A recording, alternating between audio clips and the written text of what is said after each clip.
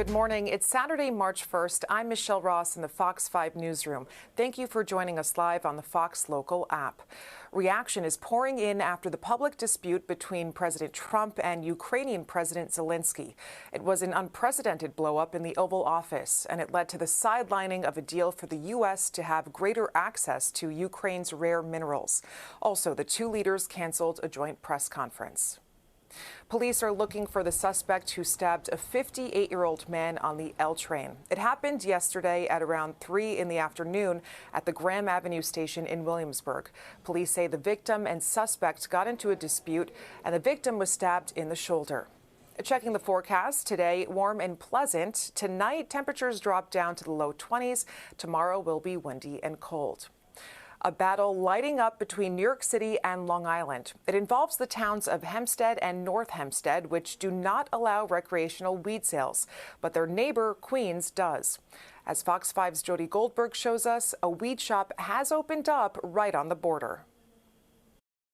Legal pot shops popping up in Queens have neighboring towns taking action. Not in our backyard, not so close to our communities. While Nassau County opted out of the state's legal marijuana program back in 2021, New York City did not. This legislation was passed during COVID. It was forced through. We need help. According to the Office of Cannabis Management, the opt-out provision only applies within their boundaries and does not impact neighboring areas. Policies in place prevent shops from opening near schools and religious institutions, but officials introduced a bill to change that. Around every community, village, town, city that has opted out, there must be a quarter-mile buffer that allows for those communities to have the safety of the decisions they made in opting out. A handful of dispensaries are already open for business in Queens. This is another one in the works. We've chosen to protect our kids. They passed this law, and then all of a sudden the studies come out and show you the ill effects. Just to give you an idea of how close we're talking, right now I'm in Nassau County. Take a few steps across the street and this shop over here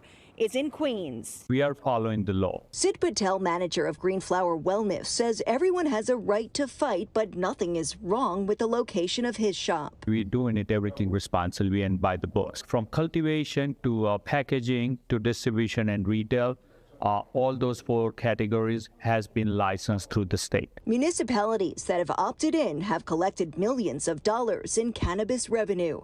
In Nassau County, Long Island, Jody Goldberg, Fox 5 News.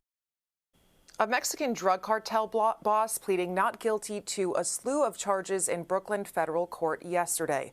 He's one of more than 24 accused cartel members just handed over to the U.S. Among them, Rafael Caro Quintero, one of the most notorious drug lords who masterminded the gruesome murder of a DEA agent in Mexico. His body was found mutilated and wrapped in a plastic bag. The U.S. Justice Department has now charged Quintero with murder conspiracy, as well as sweeping drug charges. You can never kill a DEA agent, and you will never get away with it. We will never allow that to happen, and we will never forget. President Trump earlier declared drug cartels as terrorists, and he's been heavily pressuring the Mexican government to crack down on cartels. The Federation of Nurses Union ratified a new contract at NYU Langone Hospital, Brooklyn on Thursday night. The new 2-year agreement raises nurses' salaries and requires the hospital to hire an additional 100 nurses to address understaffing. It provides a wage increase of 9.25% and staggered increases over the next 12 months. People in Williamsburg, Brooklyn, rallying to save a local coffee shop that's in danger of having to relocate due to rent hikes. Fox 5's Meredith Gorman shows us the emotional plea from the owner, which is even getting the attention of celebrities. The community is coming out in droves to support Buddy's Coffee Shop in Brooklyn after one of its owners went viral on social media, posting her heartbreaking reaction to being told she may no longer be able to keep her lease in Williamsburg because of rent hikes, and that another coffee shop is being added right next door. I just got word that I might not be able to stay in the same lease because of rent increase. Rachel Navis says video now has more than 6 million views on TikTok. Her tearful story capturing the hearts of those around the country, with people traveling from near and far to support her coffee shop, which serves specialty coffees, including her signature Coquito Latte, at her Puerto Rican-owned business that she started from the ground up with all the savings that she had. Buddy's is not just a coffee shop. They see me and Taylor every single day, working from opening and closing for the last 4 years. It's our life. I don't do this on the side. I don't have another stream of income. Celebrities, including Joe Jonas, have shown their support for Buddy's. And since Rachel filmed her video, there's been a line down the block with hundreds of customers at a time waiting to show their love for this small business owner and her beloved coffee shop. It shows that New York is really strong and that we can come together and show love and support for each other. Honestly, in a time where we need it the most. Kind of restores your faith in humanity a little bit. Now, Rachel asked people to come support Buddy's, saying that it will be open for about 6 or 7 more months. The silver lining, though, she says, is that Buddy's will live on, just most likely not at this 150 Grand Street location. Reporting from Williamsburg, I'm Meredith Gorman, Fox 5 News. Heart-pounding moments in Columbus Circle Friday as 2 workers are left dangling 78 floors from above the street. Take a look at the Citizen app video. Fire officials rescued the workers, who are now in stable condition. Crews found shattered glass that rained down onto the street. They shut down the street to cars and pedestrians. Officials also say the washers were not secured to safety lines. Health officials are confirming the first feline case of bird flu in New Jersey. A feral cat from Hunterdon County tested positive for the disease. Officials say the cat had become very sick and had to be euthanized. Another cat on the same property also got sick and tested positive for bird flu. However, officials say the overall public health risk remains low at this time. Forget that FOMO feeling you get from doom scrolling on Instagram. There's another platform making Gen Z envious.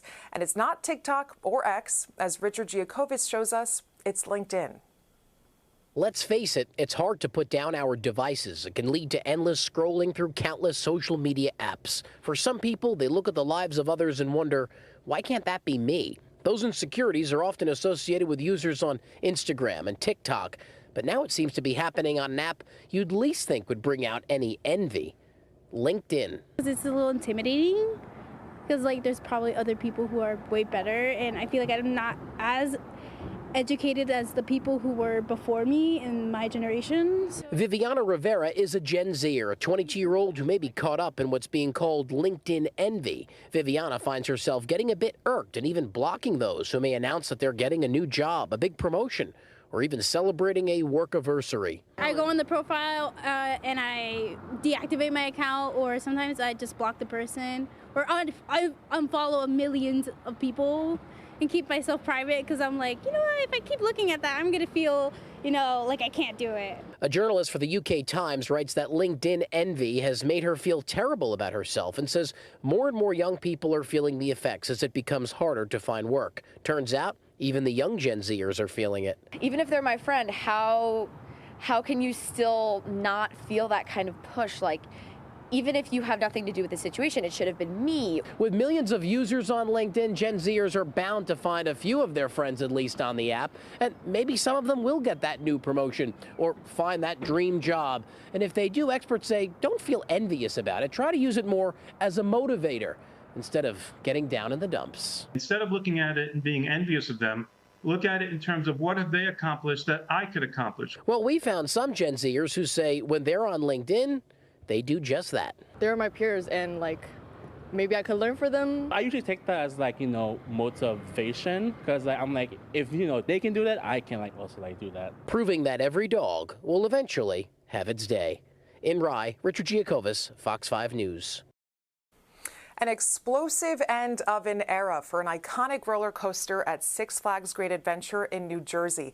King Dakar, the world's tallest roller coaster, imploded yesterday morning and reduced to a pile of rubble. A new record-setting coaster will be built in time for 2026. And that does it for us this morning. I'm Michelle Ross. Have a great day. And remember, Fox 5 News is always streaming here on the Fox Local app.